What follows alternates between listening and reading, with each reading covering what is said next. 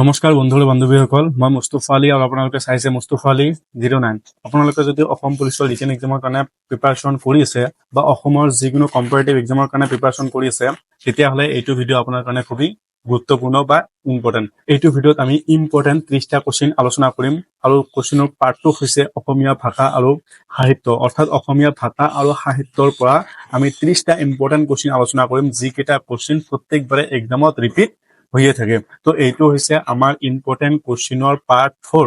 আপোনালোকে যদি পাৰ্ট 1, 2, 3 দেখা নাই, ডিছক্ৰিপশ্যনত লিংক দিয়া আছে, তাতে যাই চাব পাৰিব। আৰু যদি আপোনালোকে প্ৰথমবাৰ মোৰ ভিডিঅ' চাইছে, তেতিয়াহ'লে মোৰ চেনেলটো ছাবস্ক্ৰাইব কৰি বেল আইকনটো দবাই ৰাখিব, কাৰণ এনেকুৱা নতুন নতুন ভিডিঅ' মই লৈ আহিয়ে থাকোঁ।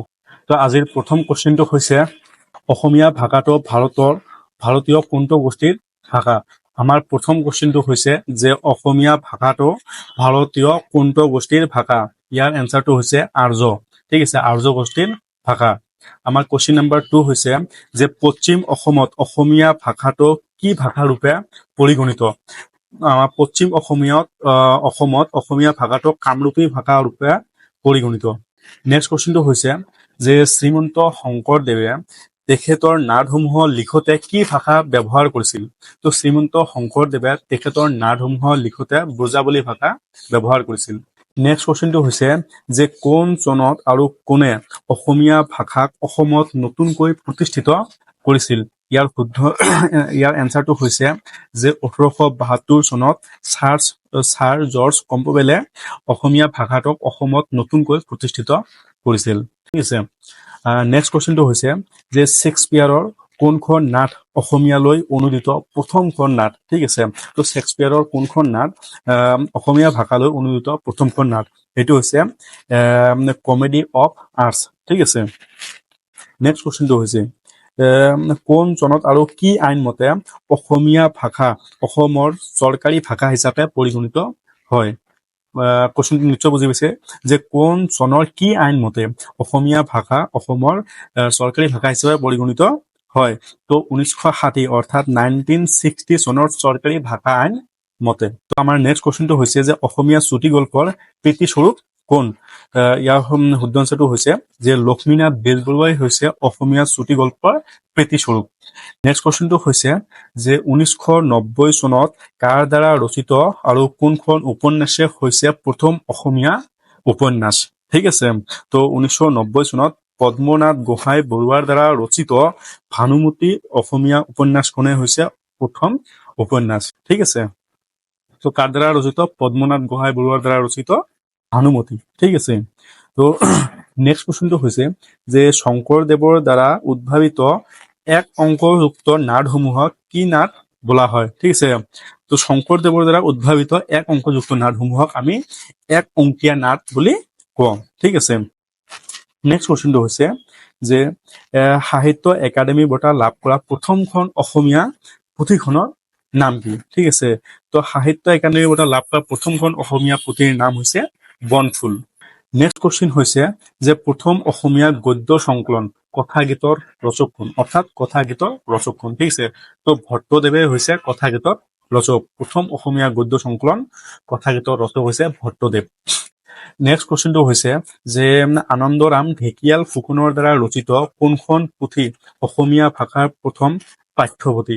ঠিক আছে, তো আনন্দৰাম ঢেকিয়াল ফুকনৰ দ্বাৰা ৰচিত অসমীয়া ল'ৰাৰ মিত্ৰ, ঠিক আছে, অসমীয়া ল'ৰাৰ মিত্ৰ পুথিখনে হৈছে অসমীয়া ভাষাৰ প্ৰথম পাঠ্যপুথি।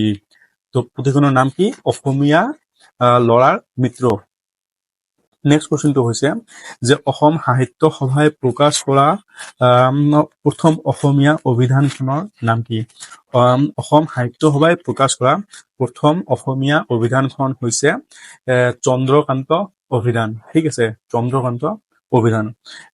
এটা কুৱেশ্যন আছে ইয়াত, মানে এইটো হৈছে মানে মানুহক কনফিউজ কৰি দিয়া কুৱেশ্যন। ঠিক আছে, তো এই কুৱেশ্যনটো হৈছে যে অসমৰ মুখ্য ভাষা কি? ঠিক আছে, অসমৰ মুখ্য ভাষা। এতিয়া মই আপোনালোকক 4 ছেকেণ্ড সময় দিওঁ, আপোনালোকে চিন্তা কৰকচোন কি হ'ব পাৰে। এইটো বিৰাট কনফিউজ কৰি দিয়া কুৱেশ্যন। ঠিক আছে, বহুতে জানিও ভুল কৰে। তো আপোনালোকে 4 ছেকেণ্ডত কিবা কিবি নিশ্চয় চিন্তা কৰিছে যে কি হ'ব কি নহ'ব, কোনটো ভাষা হ'ব, অসমীয়া ভাষা হ'ব নে সংস্কৃতি হ'ব নে ব্ৰজাৱলী হ'ব। ঠিক আছে, তো ইয়াৰ শুদ্ধ আনচাৰটো হৈছে অসমীয়া, ঠিক আছে, অসমৰ মুখ্য ভাষাটো অসমীয়া। নেক্সট কুৱেশ্যনটো হৈছে হিন্দী ভাষালৈ অনুদিত প্ৰথম অসমীয়া কিতাপখনৰ নাম কি, মানে কোনখন কিতাপ প্ৰথম হিন্দী ভাষালৈ অনুবাদ কৰা হৈছিল, সেইটো হৈছে চিত্ৰ ভগৱত, ঠিক আছে। নেক্সট কুৱেশ্যনটো হৈছে যে অসমীয়া ভাষা সাহিত্যৰ পিতৃ কোন, ঠিক আছে। তো শ্ৰীমন্ত শংকৰদেৱে হৈছে অসমীয়া ভাষা সাহিত্যৰ পিতৃ। আমাৰ নেক্সট কুৱেশ্যনটো হৈছে অসমীয়া চুটি গল্পৰ জনক কোন, তো অসমীয়া চুটি গল্পৰ জনক হৈছে লক্ষ্মীনাথ বেজবৰুৱা। আৰু নেক্সট কুৱেশ্যনটো হৈছে যে সাহিত্য একাডেমী বঁটা লাভ কৰা প্ৰথম অসমীয়া কাব্য গ্ৰন্থ বনফুল 1955 অৰ্থাৎ 1955 চনত 55 চনৰ ৰচক কোন আছিল, অৰ্থাৎ বনফুলৰ ৰচক কোন, ঠিক আছে। তো প্ৰথম একাডেমী বঁটা, প্ৰথম সাহিত্য একাডেমী বঁটা লাভ কৰা এই বনফুলখনৰ ৰচক হৈছে যতীন্দ্ৰনাথ দুৱাৰা, ঠিক আছে। নেক্সট কুৱেশ্যনটো হৈছে যে উত্তৰাকাণ্ড ৰামায়ণৰ অসমীয়া অনুবাদ কোনে কৰিছিল, তো উত্তৰাকাণ্ড ৰামায়ণৰ অসমীয়া অনুবাদ শ্ৰীমন্ত শংকৰদেৱে কৰিছিল। নেক্সট কুৱেশ্যন শোণিত কুঁৱৰী নাটখনৰ লেখক কোন, শোণিত কুঁৱৰী নাটখনৰ লেখক হৈছে ৰূপকোঁৱৰ জ্যোতিপ্ৰসাদ আগৰৱালা। নেক্সট কুৱেশ্যন হৈছে যে ৰামায়ণ কোনে অসমীয়ালৈ অনুবাদ কৰিছিল, তো ৰামায়ণ মাধৱ কন্দলীয়ে অসমীয়ালৈ অনুবাদ কৰিছিল, ঠিক আছে। ৰামায়ণখনক মাধৱ কন্দলীয়ে অসমীয়ালৈ অনুবাদ কৰিছিল। আমাৰ নেক্সট কুৱেশ্যনটো হৈছে যে অসমীয়া সাহিত্যৰ ৱাল্টাৰ স্কট বুলি কাক আখ্যা দিয়া হয়, ঠিক আছে। তো অসমীয়া সাহিত্যৰ ৱাল্টাৰ স্কট বুলি ৰজনীকান্ত বৰদলৈক আখ্যা দিয়া হয়। আৰু নেক্সট কুৱেশ্যনটো হৈছে যে প্ৰায় সমগ্ৰ মহাভাৰতখন কোনে অসমীয়ালৈ ৰচনা কৰিছিল, ঠিক আছে, কোনে অসমীয়াত ৰচনা কৰিছিল, তো সেইটো হৈছে ৰাম সৰস্বতীয়ে প্ৰায় সমগ্ৰ মহাভাৰতখন অসমীয়াত ৰচনা কৰিছিল। নেক্সট কুৱেশ্যন হৈছে অসমীয়া ভাষাত বৰ্তমানলৈকে সৰ্বাধিক সংখ্যক কিতাপ লিখা সাহিত্যগৰাকী কোন, অসমীয়া ভাষাত বৰ্তমানলৈকে মানে সৰ্বাধিক কিতাপ লিখা ব্যক্তিগৰাকী হৈছে ৰঞ্জু হাজৰিকা, ঠিক আছে। আমাৰ নেক্সট কুৱেশ্যনটো হৈছে অসমীয়া ভাষাৰ প্ৰকৃত গদ্য সাহিত্যৰ জন্মদাতা কোন, ঠিক আছে। অসমীয়া ভাষাৰ প্ৰকৃত গদ্য সাহিত্যৰ জন্মদাতা হৈছে ভট্টদেৱ। নেক্সট কুৱেশ্যন হৈছে যে প্ৰথম অসমীয়া ছপা কৰা পুথিখনৰ নাম আৰু প্ৰকাশৰ চন কি, ঠিক আছে, বা প্ৰথম অসমীয়া ছপা কৰা পুথিখনৰ নাম কি বা কিমান চনত প্ৰকাশ পাইছিল। তো প্ৰথম অসমীয়া ছপা কৰা পুথিখনৰ নাম হৈছে ধৰ্মপুস্তক আৰু ই 1813 চনত প্ৰকাশ পাইছিল। আমাৰ নেক্সট প্ৰশ্নটো হৈছে অসমীয়া ভাষাৰ উৎপত্তি কেতিয়া হৈছিল, ঠিক আছে। তো এইটো বিৰাট ইম্পৰ্টেণ্ট কুৱেশ্যন, এইটো এক্সামত নাহিলে আমাৰ জানিব লগা কুৱেশ্যন। অসমীয়া ভাষাৰ উৎপত্তি কেতিয়া হৈছিল, ঠিক আছে।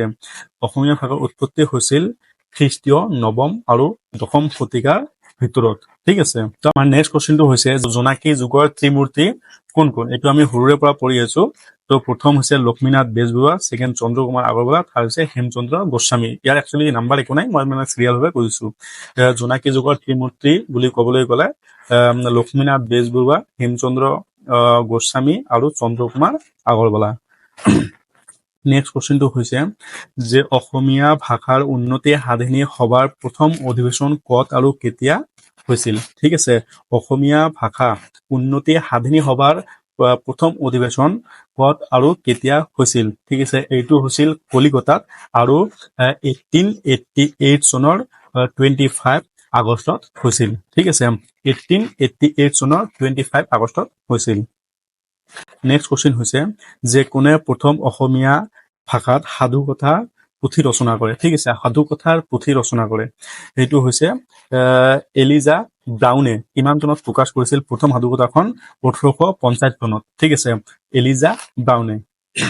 নেক্সট কুৱেশ্যনটো হৈছে যে প্ৰাক শংকৰী যুগৰ কবিসকলৰ নাম লিখা, ঠিক আছে, বা এইটো জানি ৰাখক যে মানে দিয়া হৈছে যে প্ৰাক শংকৰী যুগৰ কবি। তো প্ৰাক শংকৰী যুগৰ কবি বহুত কেইজন আছে, মই গোটেইকেইটা নাম কৈ দিওঁ যাতে এক্সামত আহিলে আপোনালোকে লিখিব পাৰে যাতে ভুল নহয়।